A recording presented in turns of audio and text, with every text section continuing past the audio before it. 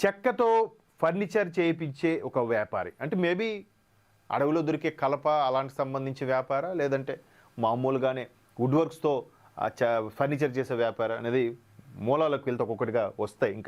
ఇకపోతే నగరంలో కలకలం రేపుతున్న మావోయిస్టు పార్టీ ప్రకటన. మావోయిస్టుల సంబంధాలు ఎలా, బెజవాడ వ్యాపారులకు మావోయిస్టు అగ్రనేతలతో ఎలా సంబంధాలు కుదిరాయి అనేది చర్చగా మారింది. మావోయిస్టు అగ్రనేతలు తమ కొరియర్లుగా ఉండేవారని విశ్వసిస్తారు.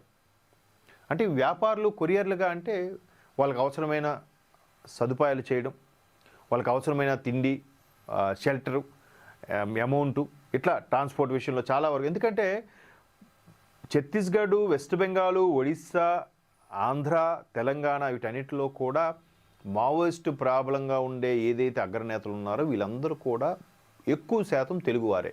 తెలుగువారి యొక్క ఆధిపత్యం అనేది ఇప్పుడు కొనసాగుతూ ఉండేది. మేబీ అది కొంతమంది ఒడిస్సాలో ఉండే అగ్రనాయకులకి అది జీర్ణించుకోలేక వాళ్ళే కొంతమంది ఇన్ఫార్మల్గా మారారని కూడా ఒక చిన్న రూమర్ ఉంది. అది దాంట్లో వాస్తవం ఎంతోనో తెలియదు. బట్ తెలుగువాడు ఎక్కడైనా కూడా కలుపుకుపోయి జెండాపాతి వాళ్ళ ఒక ఆదర్శంగా నిలబడేవారని కూడా కొన్ని అభిప్రాయాలు ఉన్నాయి. అయితే ఈ మావోయిస్టు సానుభూతి పరులు హిడ్మాకి ఈ విధంగా పోలీసులకి ఉప్పందించడం వల్ల, లేదా ఇన్ఫార్మర్కి తెలియడం వల్ల హిడ్మాని విజయవాడలోనే అనారోగ్యంతో ఉన్న హిడ్మాని నిరాయుధుడైన, అంటే ఆయుధాలు ఏమీ లేకుండా సింపుల్గా వచ్చిన హిడ్మాని తీసుకొని వెళ్ళి మారేడుమిల్లి అటు, అంటే ఇప్పుడు రంపచోడవరం, పోలవరం అనే జిల్లాగా రాష్ట్రం ప్రకటించింది.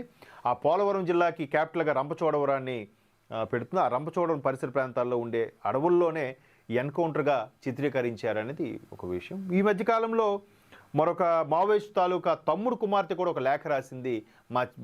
మా పెదనాన్న క్షేమంగా ఉంటే దయచేసి ఉప ముఖ్యమంత్రి పవన్ కళ్యాణ్ గారు ఆయన ఫోటోను కానీ ఆయన హెల్త్ బులెటిన్ కానీ రిలీజ్ చేయండి, ఆయన క్షేమంగా ఉండడానికి ఇన్ఫర్మేషన్ ఇవ్వండి అని కూడా చెప్పారు. దీనిపై పోలీసులు కూడా స్పందించారు.